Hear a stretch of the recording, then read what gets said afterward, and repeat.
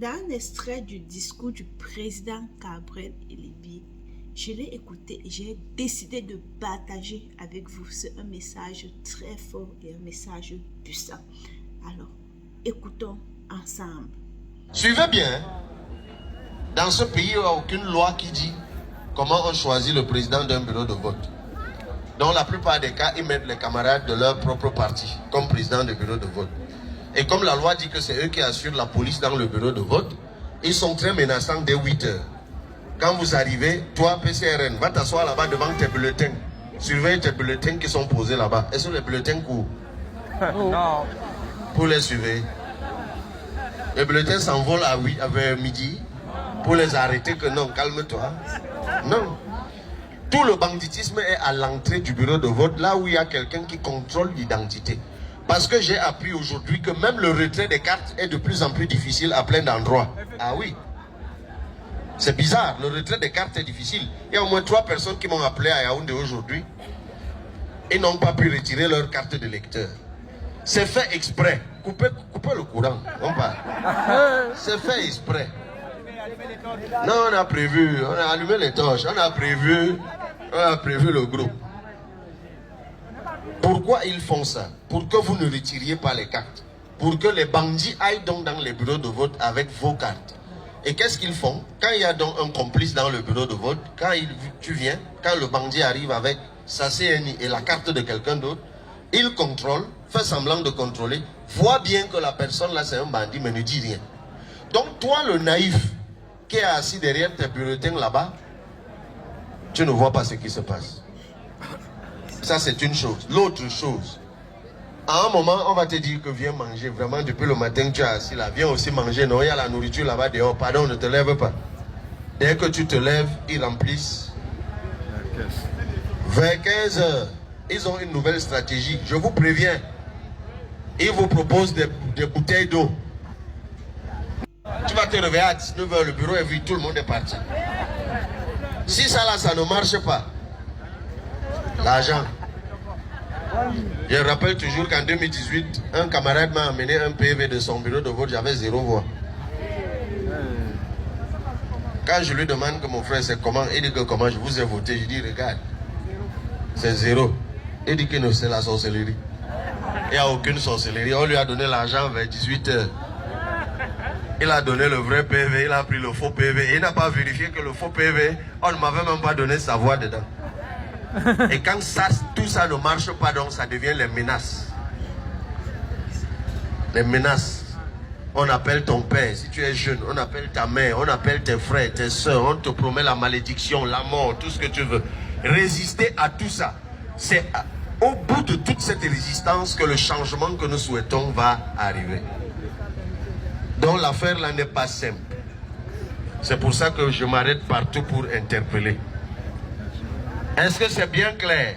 Oui. Est-ce que j'ai été suffisamment clair? Oui. Si c'est le cas, on se donne rendez-vous dimanche prochain. Moi, je vous annonce que je serai élu président de la République dimanche. Oh. Vous allez voir. Vous allez voir.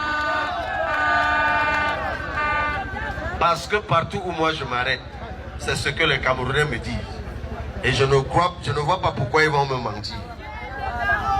On a besoin de changement. Nous avons la candidature la mieux travaillée. Nous avons le programme. Le camarade Abou Assimi le rappelait. Nous avons le meilleur programme. Nous avons le parcours le plus crédible. Et nous sommes les mieux préparés. Il ne nous reste plus qu'à prendre le pouvoir. Comptez sur vous. Rendez-vous dès lundi pour célébrer la victoire. Merci encore. Mes chers compatriotes, le 12, c'est dans. Nous sommes vendredi, donc le 12, c'est dans 2 jours. Allons voter et surveillons nos votes. Qu'on ne vienne pas vous corrompre avec un billet de 10 000, 100 000, peu importe la somme.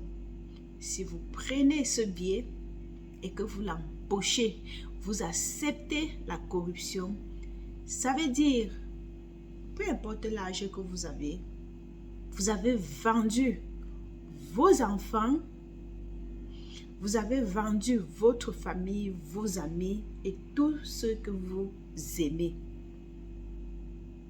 contre un poignet d'argent. Que chaque partisan, que ce soit du Gabriel Elibi, Isaac Chiroma, Bello Bouba, que chacun vote et tous les autres candidats, les 11 candidats, chacun vote et surveille son vote. Parce que tout ce que vous allez encaisser comme corruption et vous allez accepter, c'est un calvaire de 7 ans, peut-être même encore 43 ans ou plus, qui le sait. Et ce calvaire, vous croyez être échappé? Non, vous allez endurer. Même ceux qui ont encaissé les IAS d'argent, ce calvaire ne va épargner personne. Alors, je vous invite massivement à aller voter et que chacun surveille son vote. Évitons la corruption. La corruption ne fait jamais avancer un pays. La corruption, elle détruit. Si toi, aujourd'hui, on t'a corrompu et que tu te vois là, sache que tes enfants vont payer le prix demain. Sache que ta famille, parce que tu ne pourras pas prendre charge de toute ta famille. Tu ne pourras pas prendre charge de tous tes amis. Tu vas dire tu veux vivre une place. Est-ce que tu as pensé au lendemain? Est-ce que tu as pensé que si demain tu tombes malade, dans quel hôpital on peut t'amener, un bon hôpital on peut t'amener, parce que ça ne va pas rester éternel? Donc, fais très attention. Si tu avais prévu cela, alors change juste, et que tu as écouté cette vidéo, change juste de mentalité. La corruption ne fait pas avancer un pays. La corruption, elle détruit jusqu'aux racines. Mais nous avons encore certaines racines solides. Il faut sauver ces racines. J'invite chaque citoyenne à aller voter dans la paix. Parce que moi, personnellement, la guerre, elle n'est pas bonne. Il faudra vivre cela pour comprendre. Et la guerre, ça déstabilise beaucoup. Il y a certains pays qui ont été en guerre et après tout est allé normal. Mais certains pays, pour qu'elles se relèvent, et surtout ce que nous vivons actuellement dans notre pays, du côté de Bamenda, il faut demander à ces gens le calvaire que ces gens vivent, que nos frères là vivent du jour, avec la peur dans le ventre. Il faut que cela cesse. Le 13 octobre, qu'on ait un troisième président de la République. Même si c'est Gabriel, alors que cela soit loué par le Seigneur. Et même si c'est Isaac Chiroma, que cela soit loué par le Seigneur. On accepte. Nous voulons tous le changement. Et merci d'avoir regardé cette vidéo. Et je vous invite à vous abonner et à partager la vidéo. Cela me ferait vraiment plaisir. Et à la prochaine pour une autre vidéo.